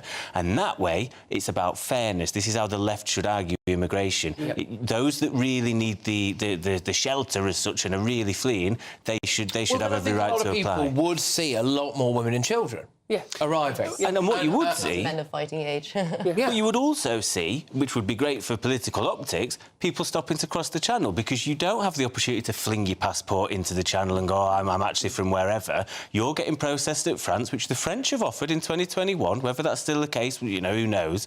But you will stop people coming because they won't even get here in the first place, and that benefits everybody. That's a serious suggestion that should be looked into. But why we haven't got there, I want to be very clear, the Tories were terrible at immigration, but a lot of that was driven by the Labour government, Labour Party accusing the Tories of racism every time they made any kind of situation, particularly about offshore processing, which that sounds an awful lot like. Everybody in the political firmament now has to accept our immigration is causing pressure for us socially and financially, and we need to take a radical step. Currently, what we're doing is tinkering around the edges. All right, guys. Well, look, thank you very much for that. I'm going to read a statement out now from a spokesperson for the Sentencing Council. So they've said, these are draft guidelines which have not yet been published as definitive guidelines. The draft guidelines were issued for consultation between the 20th of March and the 12th of June 2024, and the Council sought a wide range of views, including from anyone who uses sentencing guidelines in their work or who has an interest in sentencing. Okay? As with all our guidelines, they must follow legislation set by Parliament. There was an exception made in respect for the facilitation guidelines, as legislation had recently amended the statutory maximum sentence to life. Judges and magistrates can sentence outside guidelines if they feel it's in the interests of justice to do so. We have also here at GB News approached the Ministry of Justice, but so far they have declined to comment. Well, loads more coming your way. Of course, the big breaking news of the day that we brought you at 9 o'clock and then throughout the course of that entire 9 o'clock hour is that King Charles was admitted to hospital as a result of complications to his cancer treatment. He's now out. He's at Clarence House. He's recuperating. And I'm going to give you all the very latest from a royal expert and indeed a medical expert very shortly. But before all of that, we do want to make your spring spectacular in our latest Great British giveaway. This is your chance to win £17,777 in tax-free cash. Now, Spring has sprung with a Great British giveaway, and we're giving you the chance to splash out this season with an incredible £17,777 in tax-free cash. Jet off on your dream holiday, treat yourself to something special, or just save it for a rainy day. You'll also receive 2 brand new designer watches and a Mulberry handbag, so you can really look the part this spring. For another chance to win the lot, text cash to 63232. One entry costs £2 plus 1 standard network rate message, or text bonus to 63232. 5 entries cost £5 plus 1 standard network rate message. Go to gbnews.com/win. Entries start from just £2. Call 0903 681 3232. Calls cost £2 plus your network access charge, or post your name and number to GB12 PO Box 8690 Derby DE1 9TT. UK only. Entrants must be 18 or over. Lines close at 6 p.m. on the 4th of April. Please check the closing time if listening or watching on demand. Good luck. OK, so coming up, all of tomorrow's newspaper front pages. Oh, and what has got US Congresswoman Marjorie Taylor Greene so worked up? Now, warning, she uses some rather uncouth language. Anybody else? Should the Defence Secretary... What country are you? Wait, what country are you from? the UK. Okay, we don't give a crap about your opinion. That is giving woman at a bar energy, isn't it, really? So at 2 o'clock in the morning, what country are you from? Anyway, I'll reveal all very, very soon. But first, breaking news tonight. The King has been discharged now from hospital after receiving care for side effects of his cancer treatment. I have got all the very latest on this with the editor-at-large and Royal Scoop getter extraordinaire, Charlotte Griffiths, and also a medical expert as well. So stay tuned.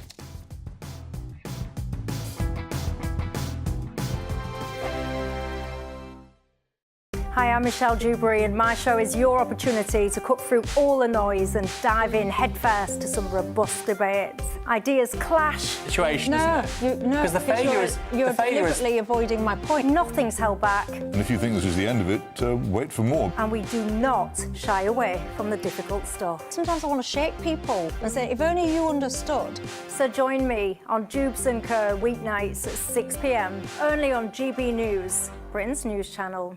The royal family is an enduring symbol of tradition, unity and pride for Britain. At GB News, we celebrate what makes this country great.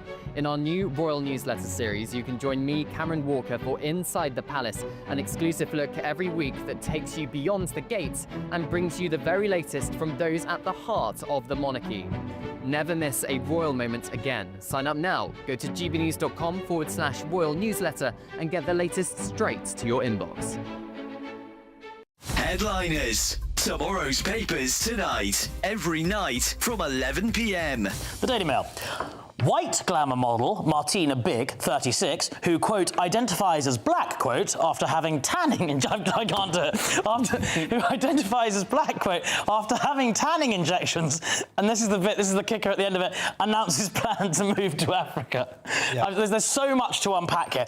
This is a woman called Martina Big, who is well-named. That's her birth name. That is her birth name, but also the description of her chest. She's spent quite a lot of money getting the largest breasts in Europe. She now, however, has been injecting herself with some kind of pigment or colouring system to turn her from white to black. Let's have a look. So this is before. This is before, and then it's quite a shocking shift here. She's been to Kenya to go and meet the Masai Mara. They've christened her. They've given her a baptism, and so she's now believing that she is Kenyan, and she's going over to Kenya. So what is weird about this is it's like, obviously the... Tell us what's weird about it. Well, what is weird about it? There's obviously the initial thought of like, that's really inappropriate. This is black-facing, but not even in a temporary way. Yeah. But then hang on, she wants to be living her true life. So maybe she should be. This is where it's all got tied up in itself. Steve used to be a black woman before to the business. We go to our correspondent. What's the difference in blackface here and what gender-critical women would call women face, which they would say that's how they address men, biological men, now saying that they're women. They would say it's the same, like Dylan Mulvaney, who is, as far as I know, still an intact male, but sort of prancing around and sort of being this kind of... like a girl. Yeah, like oh, I'm a girl and that's very offensive to women. In fact, this woman actually has a greater claim because evolutionarily, she will have black ancestors. Of course, we all do. Yeah, so... And, according to her, she will, and I'm not a doctor, this is so good. She will have black children. GB News, the People's Channel. Join me, Camilla Tominey, for a frank and honest discussion with those in power that cuts through the spin and gets to the heart of the issues shaping our nation. You haven't confirmed that you want to stand as leader, but you haven't ruled it out either. This report basically says that he's not fit to stand trial. Is he indecisive? Incompetent? I deliver the dose of reality Westminster needs. That's the Camilla Tominey Show at 9:30 every Sunday on GB News, the People's Channel, Britain's news channel.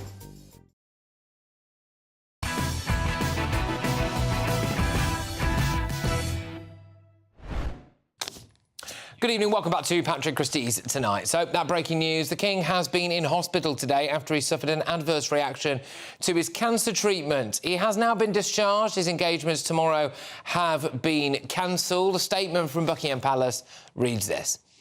Following scheduled and ongoing medical treatment for cancer this morning, the King experienced temporary side effects that required a short period of observation in hospital. His Majesty's afternoon engagements were therefore postponed. His Majesty has now returned to Clarence House and, as a precautionary measure, acting on medical advice, tomorrow's diary programme will also be rescheduled.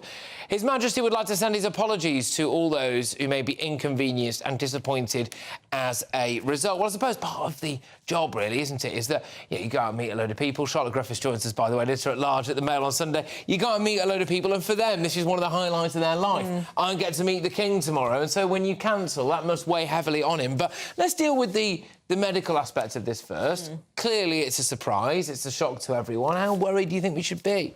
Well, I think everything about that statement downplayed it. Every single sentence was all about downplaying it. But then again, they released a statement at 9 p.m. at night, having been under embargo. So I think even the fact there is a statement causes a little bit of alarm. Makes me feel a little bit worried, to be honest. But it's such a difficult game that they play now because the Queen, the late Queen, never spoke about her medical problems. And so there was never any worry or hysteria. But now they're in this dangerous world where they release little statements and tell us not to worry. But then again, they've released the statement in the first place and it kind of goes round and round in circles and you don't really know what to think. So, yeah, here we are in the brave new world where we find out little bits of information.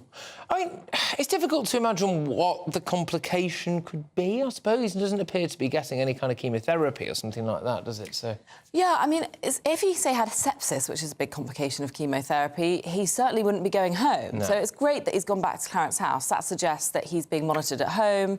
There's nothing major needed, other maybe there's a nurse there, who knows. But that's reassuring. So, yeah, it's hard to know. But, you know, he won't tell us what he's got or what kind of treatment he's having. I know that he has to have his treatment in London, and that's why he spends quite a lot of time in Clarence House and not, say, at Highgrove in the country. So it must be something that requires going into a clinic. For very specialist treatment. I mean, that's the London clinic, which is where he went today. They are saying that this is just something that can happen. You do have ups and downs and peaks and troughs when you are going through cancer recovery, especially if it's a lengthy recovery. But another sign, Charlotte, of how vulnerable the royal family is, actually. You know, he's obviously got his health issues. We know that Princess Catherine has had her health issues as well. Yeah, these are two key players, obviously, you know, and they work really, really hard, especially the King. He has a really strong work ethic. And as soon as he got his diagnosis, he decided he was going to work through it. And he even went to Australia last year, which I thought was astounding, given what he's going through, because it's a long journey. And he only went for about 4 days. And I think this is probably what he needs, is to slow down, because we know Queen Camilla tells him the whole time to slow down, and he refuses. And he does really understand these people in Birmingham really excited. It's going to make their whole life. He doesn't know how long his reign is going to be, and he wants to make the absolute most of it. But sometimes your body gets in the way and just you have to slow down.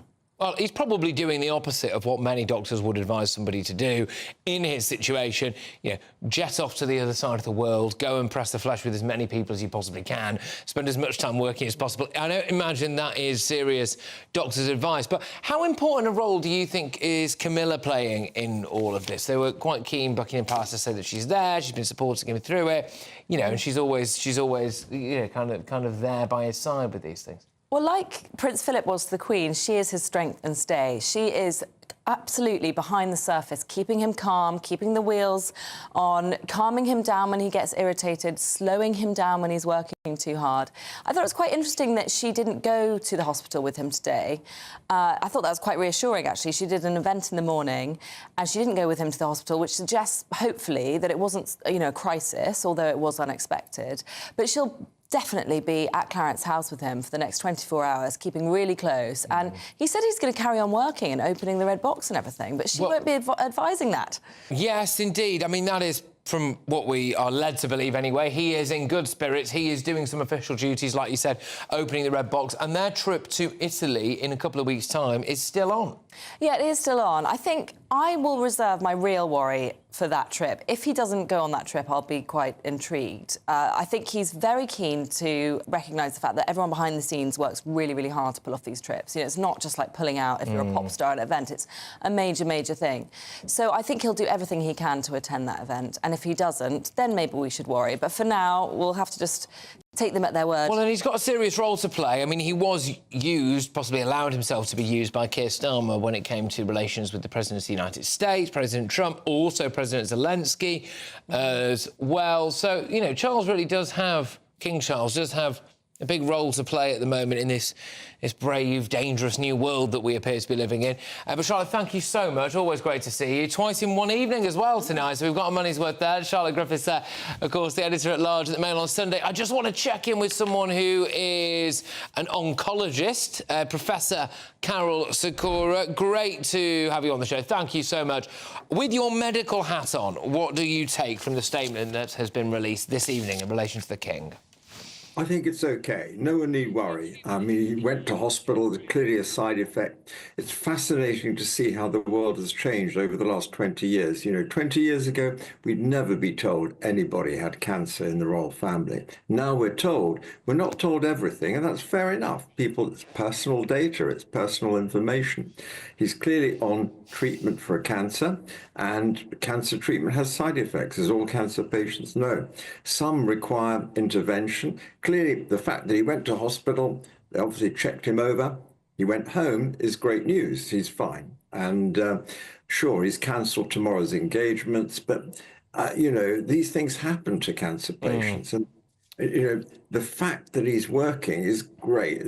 I tell all my patients, the best thing to do is carry on as normal. If you're not working, if you've got a family, just carry on looking after the grandchildren. Whatever you do, just do it. Otherwise, you sit there and become miserable, Patrick. What do you think the London clinic is like? What do we know about this hospital where presumably he's been getting his treatment and where he was admitted to today?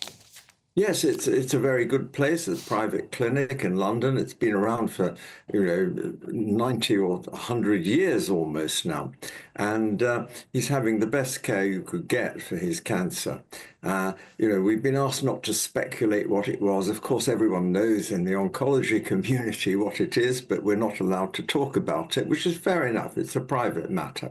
And, you know, I really think it was amazing the change when King George V got lung cancer a long time ago. It was never mentioned. The disease was never mentioned. Whenever Perron got cervical cancer, it was never mentioned. She died without knowing she had that cancer in Argentina. Times have changed. People communicate.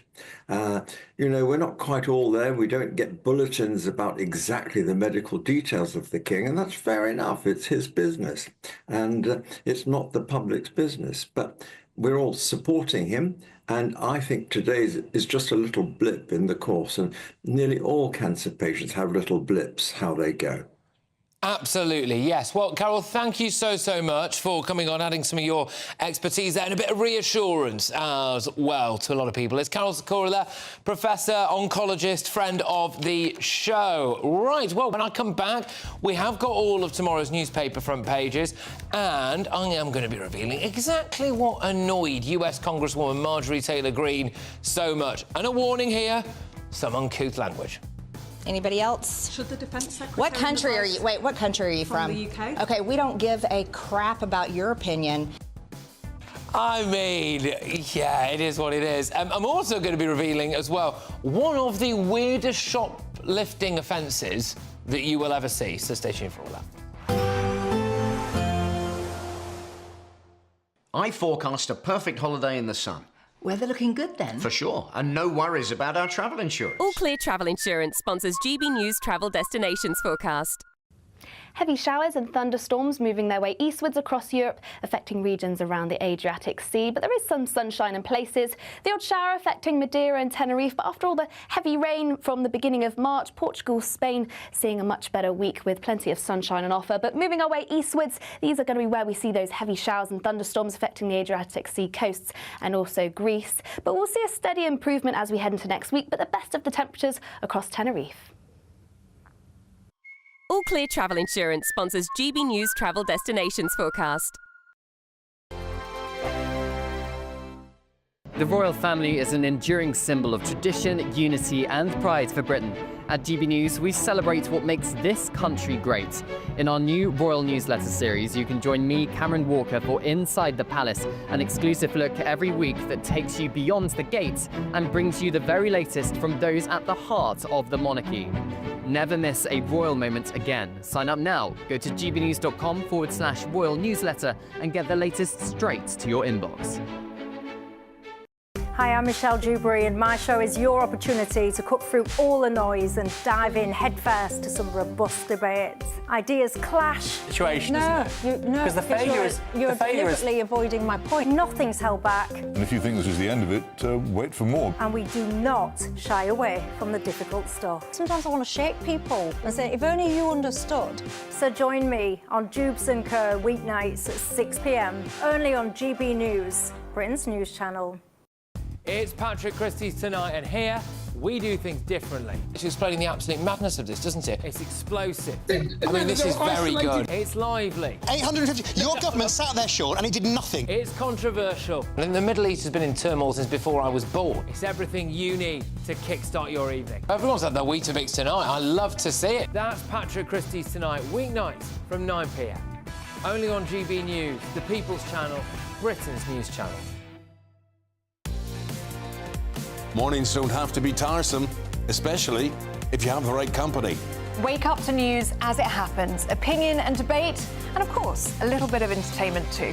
Because when the kettle's on, we're on.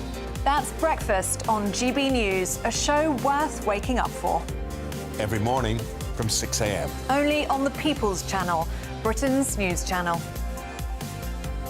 We'll spread the news, you spread the word.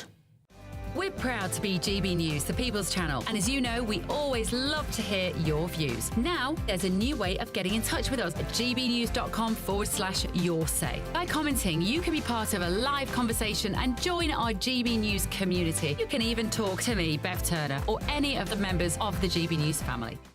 If you want your news to be straight talking... This is a nightmare for the Conservatives again. Down to earth. It's not just Nottingham where this is happening, is it? And most importantly, honest. Hard-working, middle-class taxpayers, they'll get their book thrown at them. Then catch me, Martin Daubney, Monday to Friday, 3 till 6 p.m. on GB News, Britain's news channel.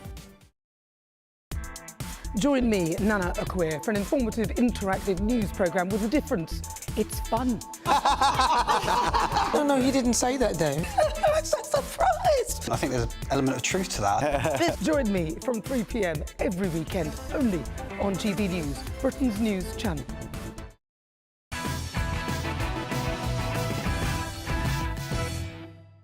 Welcome back to Patrick Christys. Tonight I have got the first round of tomorrow's newspaper front pages here. The Metro.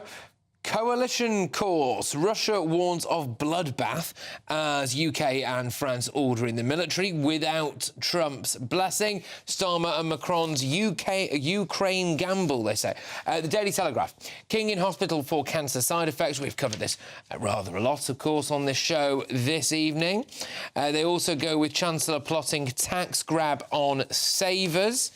Let's whiz ourselves over to see what the Eye has been saying. UK sends military chiefs to Kiev as Trump goes after Ukraine's gas, oil and metals. Senior British, French and German military officials will visit Kiev to develop operational plans for enforcing any future ceasefire.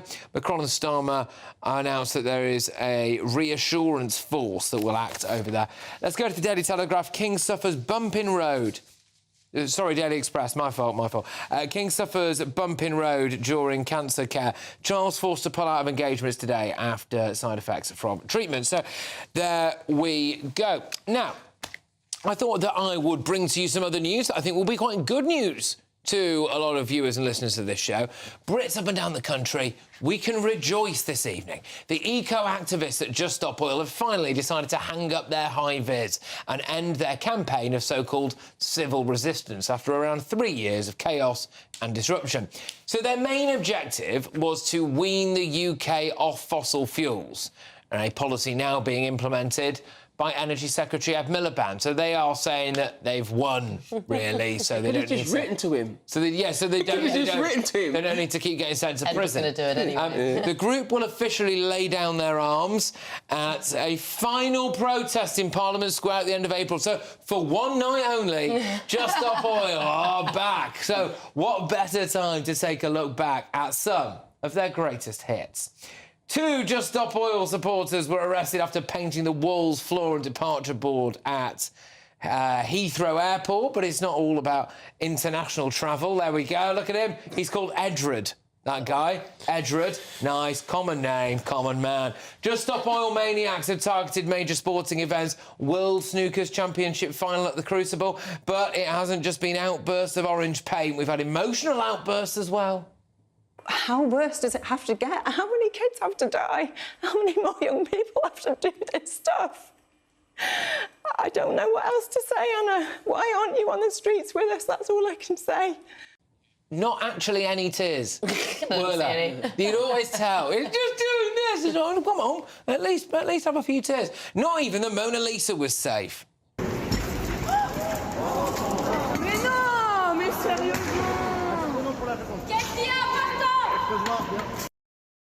Oh, yeah, there we go. That was stunning and brave. Well, when all's said and done, did Just Stop Oil actually achieve anything? I mean, I'll be honest with you, apparently some guy got sent down 2 weeks ago for Just Stop Oil-related action. So he's languishing in prison now, and he gets the press release at the same time as everyone else. And he goes, What do you mean you guys have decided to stop this? I've only been here 2 weeks. They've thrown him under the bus, haven't they? All the eco-loons already in prison, so they don't have any left, because they were pushing for arrest. That's what their release was saying today. Their final protest will not be pushing to be arrested this time. I mean, what?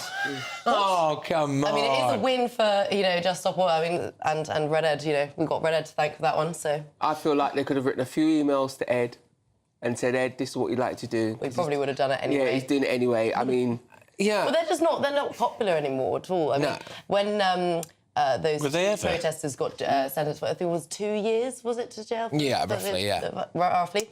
YouGov did a poll asking those who think that climate change is the most important issue in our generation, how do you feel about the sentence? And they go, not long enough. The majority literally... Well, I think it was because of the sense of mass indiscriminate obstruction they were causing to people's lives. You could see someone who conceivably was in labour, who all trying to get to a funeral or something like that, and they were just...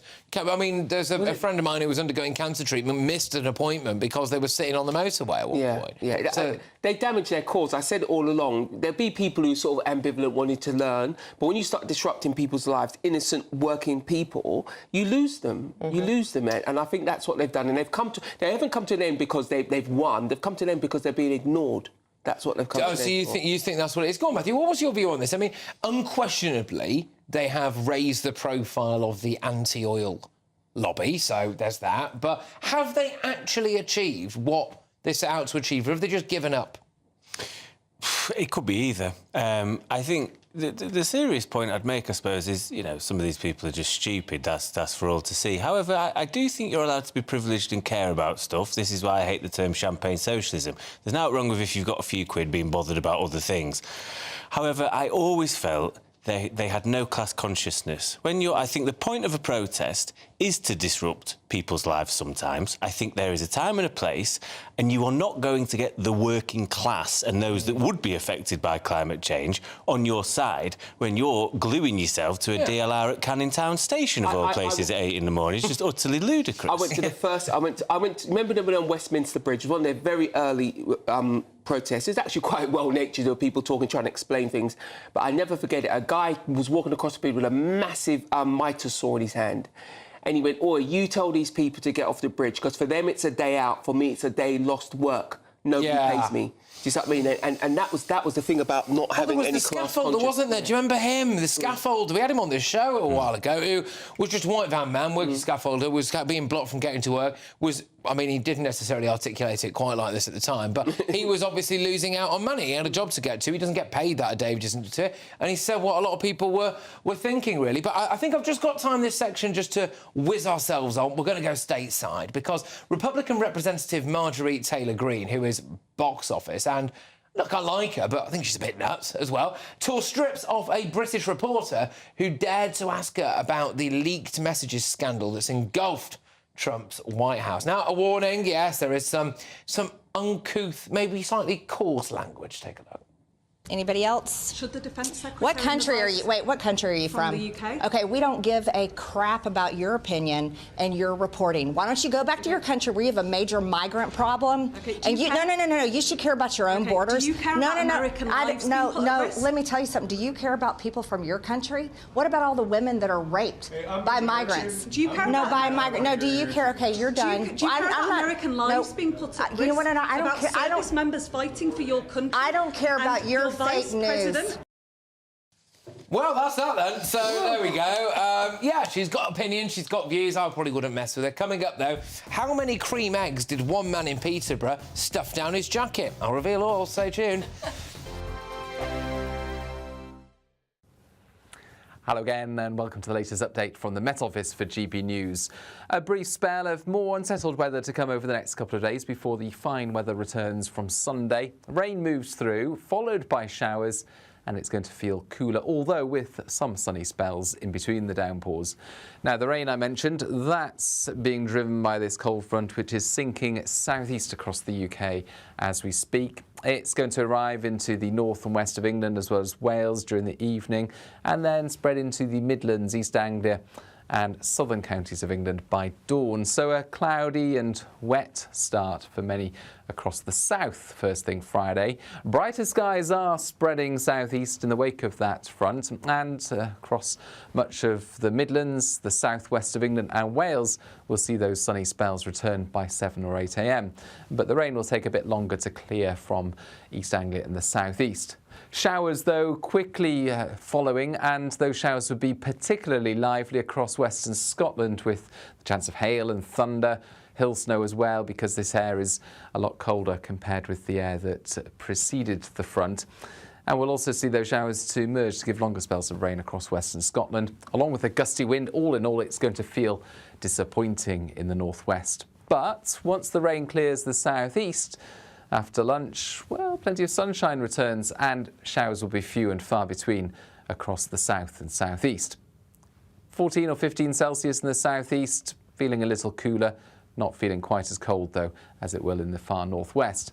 It's a bright start for all of us on Saturday, and it stays that way across the Midlands, the southeast and some southern counties of England throughout the day. But elsewhere, we'll see a band of rain moving in, again followed by some showers, but gradually through Sunday and Monday, high pressure returns, bringing a return to fine weather.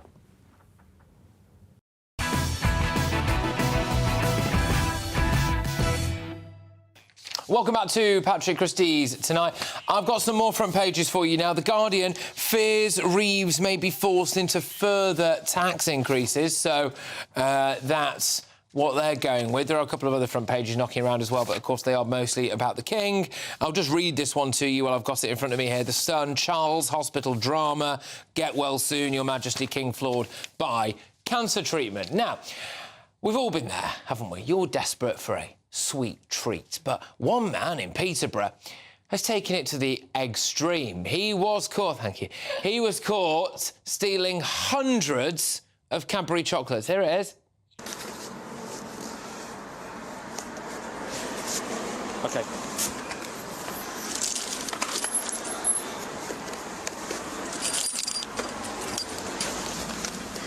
Oh, we can loaded this out. Dion de Groot was caught last week stealing 325 Cadbury cream eggs. from a Tesco branch in Peterborough. The staff alerted police. He was sentenced to 12 weeks in prison, suspended for a year and banned from Cambridgeshire for 3 months. I can't say I've ever wanted a cream egg that badly, but that's a lot of cream eggs. It's a lot. I mean, what sort of Easter bunny are you? But what I found hilarious was that he didn't even put up any restraint, apparently, when they were going, how have you got... the police were saying, how many do you really have? Do you really need all these? And he was just going, they're all going to fall out. They're all going to fall out. No, not with cream eggs. He just kind of accepted his fate, didn't he, really? Well, I've been doing... When you were growing up, when you were younger, I just wonder if you ever thought, oh, you'd end up being cream egg man. Yeah. Really. But, OK, now, I'm just going to whiz ourselves on because many regular viewers of my show might remember the veteran Michael Lyons, who I had the pleasure of interviewing back in December. He was 91 years old at the time. He's a war veteran, a volunteer for the Royal British Legion, and he launched a campaign calling on servicemen past and present to light a candle in their windows in remembrance of all the soldiers who suffer from PTSD. He spoke movingly about his own time in the military. When I was in it, I had a couple of blank periods where I felt really, really down. I felt really down where I had a friend who was going and larking about with her, and a chap got shot. And all of a sudden it brought home to me, and I was standing next to him. It could have been me. So he teamed up with his local MP, Natasha Irons, to organise a candle service at Westminster Abbey to remember World War I soldiers who died but were not given military graves due to having PTSD. Well, very sadly, Michael passed away earlier this year. But with the blessing of his family, the ceremony went ahead on Wednesday. And earlier today, I spoke to Michael's fellow veteran, Steve Palmer, who volunteers at the Royal British Legion and who was at that. Lyons, I'd known for some time. He served in the army for about 7 years when he was younger. But for 30 years, he was involved with the British Legion, and in particular, he was involved with this campaign to try to get people who had died in essentially mental asylums following service to get them remembered, because their names don't appear on any memorial anywhere. Ex-servicemen who died in those circumstances, who at the time probably were considered cowards, were likely they were suffering from what we now call PTSD. Sadly, as you've said, Michael died before we could have this service last night. Can I just ask you a little bit about your experience in the military, if that's OK? I served in the army for 11 years. I don't have any service-related PTSD.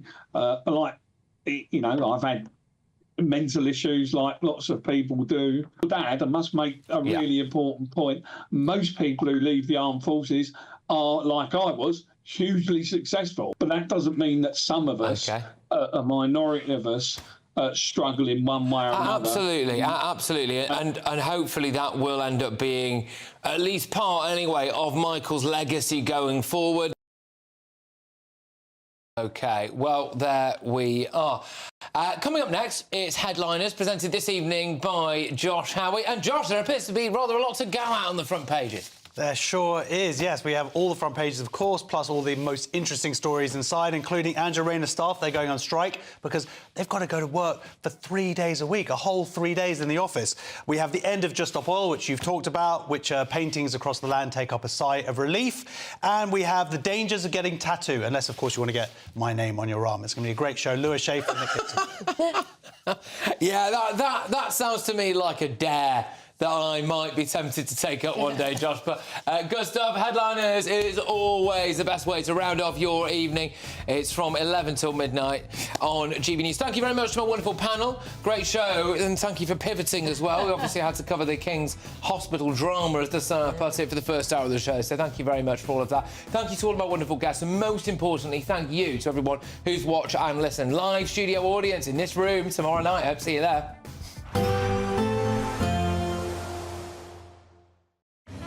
Even though we'll see a cloudy start, it'll be a bright outlook for the rest of the day. Boxed Solar, sponsors of weather on GB News. Hello again and welcome to the latest update from the Met Office for GB News. A brief spell of more unsettled weather to come over the next couple of days before the fine weather returns from Sunday. Rain moves through, followed by showers, and it's going to feel cooler, although with some sunny spells in between the downpours. Now, the rain I mentioned, that's being driven by this cold front, which is sinking southeast across the UK as we speak. It's going to arrive into the north and west of England as well as Wales during the evening, and then spread into the Midlands, East Anglia and southern counties of England by dawn. So a cloudy and wet start for many across the south first thing Friday. Brighter skies are spreading southeast in the wake of that front, and across much of the Midlands, the southwest of England and Wales will see those sunny spells return by 7 or 8 a.m. But the rain will take a bit longer to clear from East Anglia and the southeast. Showers, though, quickly following, and those showers would be particularly lively across western Scotland with the chance of hail and thunder, hill snow as well, because this air is a lot colder compared with the air that preceded the front. And we'll also see those showers to emerge to give longer spells of rain across western Scotland, along with a gusty wind. All in all, it's going to feel disappointing in the northwest. But once the rain clears the southeast, after lunch, well, plenty of sunshine returns and showers will be few and far between across the south and southeast. 14 or 15 Celsius in the southeast, feeling a little cooler, not feeling quite as cold, though, as it will in the far northwest. It's a bright start for all of us on Saturday, and it stays that way across the Midlands, the south east and some southern counties of England throughout the day. But elsewhere we'll see a band of rain moving in, again followed by some showers, but gradually through Sunday and Monday high pressure returns, bringing a return to fine weather. Even though we'll see a cloudy start, it'll be a bright outlook for the rest of the day. Boxed Solar, sponsors of weather on GB News.